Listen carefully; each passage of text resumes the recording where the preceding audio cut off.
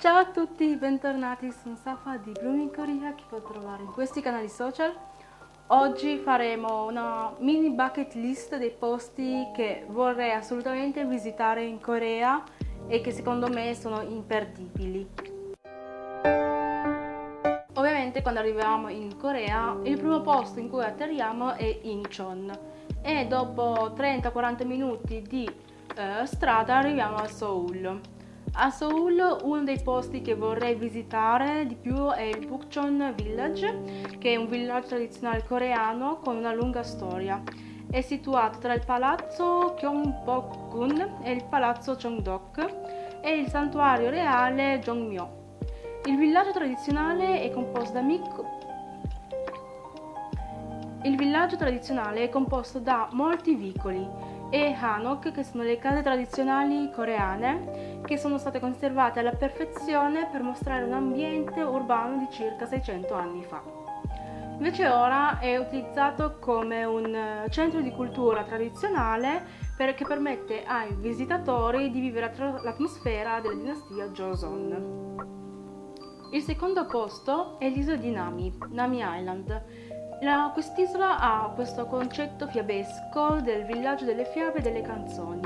Offre vari eventi culturali e concerti per far mostrare ai bambini la possibilità di sognare e il valore della speranza.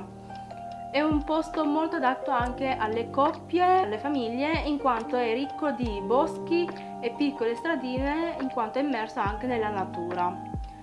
L'isola di Nami è un'isola molto strana in quanto ha la forma di mezzaluna e grazie ai suoi paesaggi incredibili l'isola di Nami è stata utilizzata anche molto spesso come sceneggiatura per diversi K-drama, tra cui il K-drama per eccellenza che tutti i coreani hanno visto, che è Winter Sonata. Un'altra attività stavolta che vorrei fare è partecipare al Festival del Fango. Sì, avete sentito bene, Festival del Fango, perché qua, nonostante l'età, tutti si divertono e si immergono nel fango. Questo festival viene tenuto tra il 16 luglio e il 15 agosto nella contea di Boryong, che è stato creato inizialmente negli anni 90 per promuovere appunto i prodotti a base di fango di Boryong per i vari effetti cosmetici. Si dice che questo fango contenga nutrienti benefici che aiuta l'anti-invecchiamento e lascia la pelle luminosa e sana. Questo evento di fango in Corea attira moltissime persone di tutte le età e di tutte le etnie e infatti molti cinesi vengono dalla Cina per assistere a questo festival. È un festival molto affollato e viene fatto una volta all'anno. Vorrei visitare, si trova nell'isola di Wando, ovvero la Shinjimyeong-sa Shimni Beach. Questa spiaggia è la spiaggia più famosa in Corea, soprattutto per il suo alto livello di minerali contenuti nell'acqua. Questa spiaggia è nota per la bellezza del paesaggio, ma anche per le sue proprietà salutari. Infatti il bagno di sabbia calda, che utilizza sabbia rovente in estate, è notoriamente efficace per l'artrite degli anziani, mentre l'acqua di mare è ricca di minerali che aiuta a prevenire l'invecchiamento cutaneo.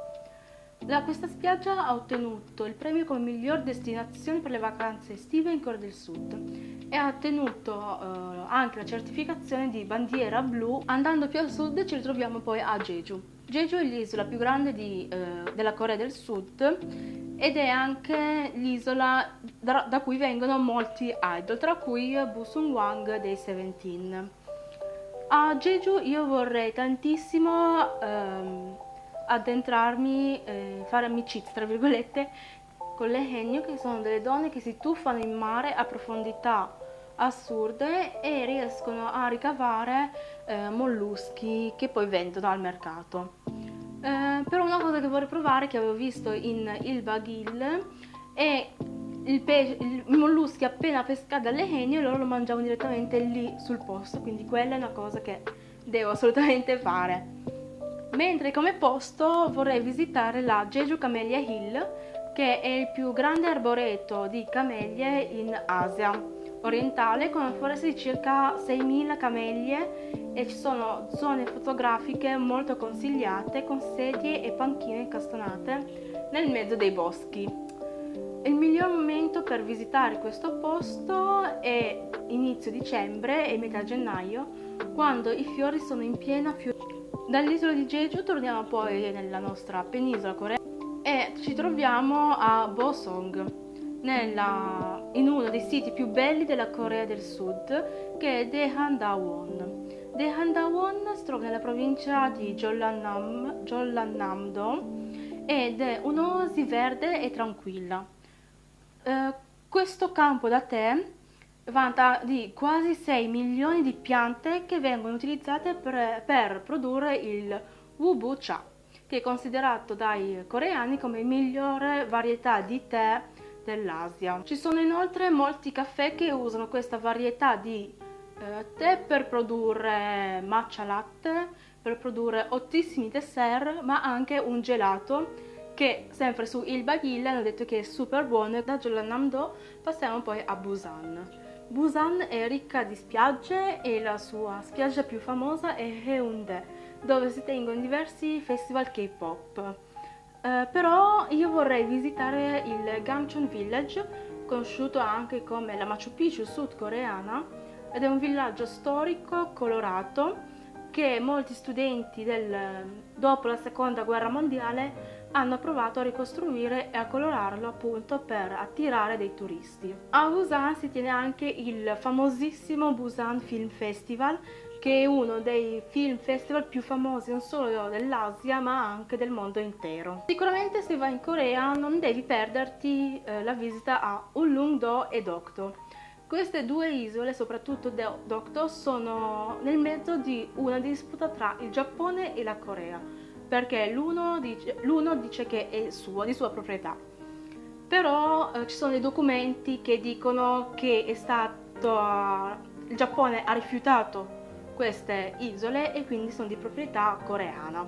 A Ulleung-do c'è un posto mozzafiato in cui possiamo provare emozioni di incontrare persone, ma anche quella di lasciarle. Infatti qua abbiamo uno scoglio e questo scoglio è aggirato da questa leggenda che diceva che c'era un vecchio che viveva con una figlia perché la moglie era morta. Un giorno questo vecchio prese il mare, quindi salpò il mare, e la figlia, non vedendolo tornare più, presa dalla disperazione, decide di andare alla ricerca del padre.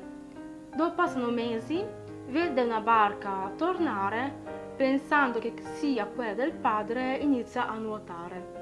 Bisogna dire però che le onde in quel momento erano molto forti e quindi la figlia non riuscì a sopravvivere e quindi morì. Infatti questa si chiama la leggenda di Chotte Bawi e ci racconta la storia della creazione di questo scoglio. Spero vi sia piaciuto questo video in cui vi porto un po' nella mia mini bucket list delle cose che devo assolutamente fare o visitare in Corea del Sud. Fatemi sapere se per voi ci sono delle cose che dovete fare assolutamente una volta arrivati in Corea sotto nei commenti e ci vediamo al prossimo video. Ciao!